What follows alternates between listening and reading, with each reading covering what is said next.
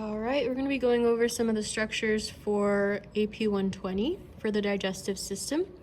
So we know that this is our oral cavity. We know that this is our hard palate made up of the maxilla and the palatine.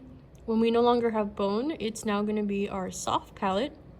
The very tip would be the uvula. And then again, this is our oral cavity.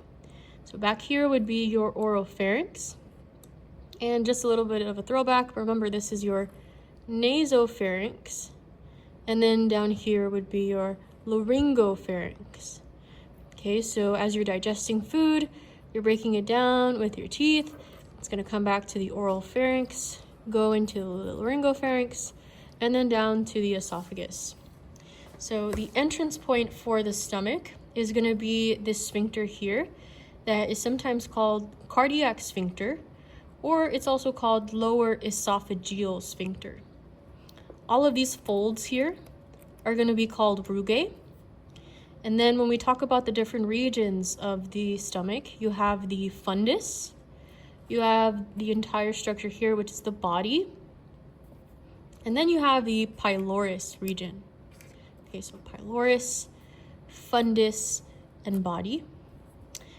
The next sphincter is going to be over here, and it makes sense. Remember, this is pylorus, so next to pylorus you have the pyloric sphincter, so that leads into the duodenum. And remember, your duodenum is right next to the pancreas, right? This is that chicken tender pancreas that I told you kind of looks like that, right? So duodenum, pancreas.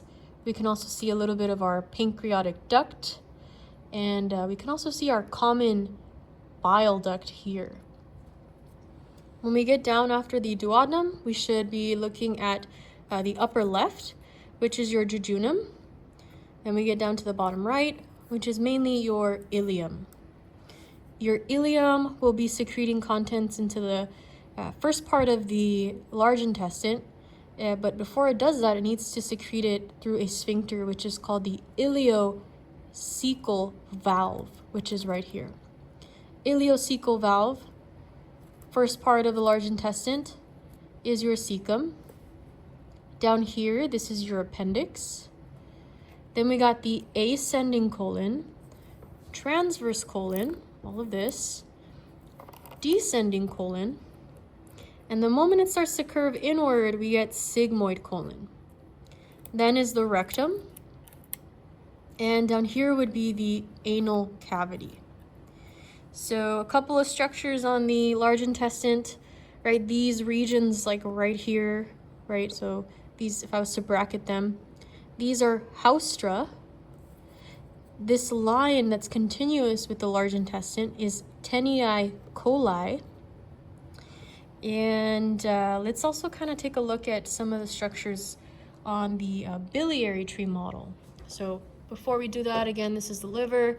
This is the right lobe, left lobe. This is our gallbladder. This is our spleen. And again, this is our pancreas. All right, here we're looking at the biliary tree and some other accessory structures. So remember, this is our gallbladder. It's kind of being raised superiorly. This is our liver.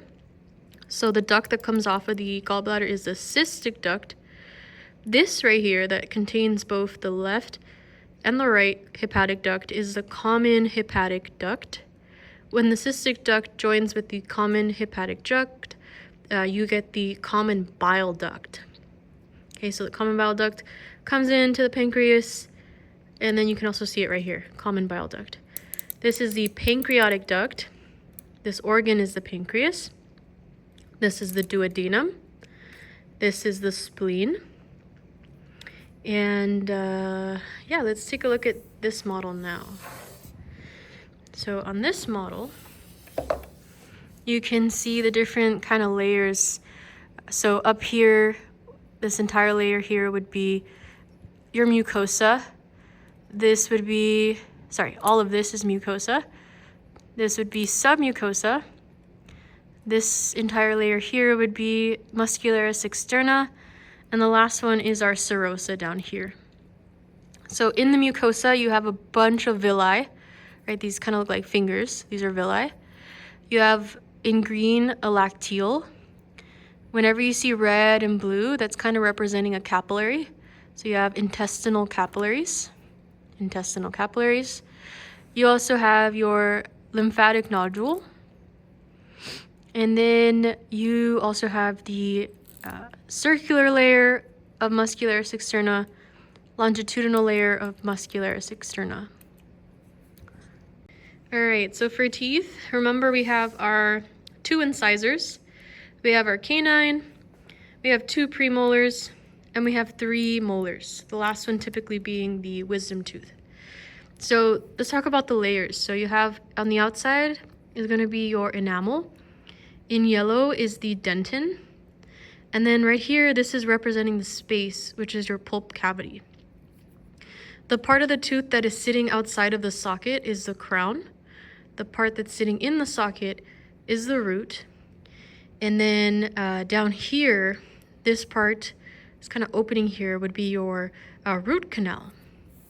So you can also see root canal down here. And again, this is it for the teeth. The last thing is to go over salivary gland. So here you have parotid. Down here underneath the mandible is submandibular gland. And then underneath the tongue is sublingual gland.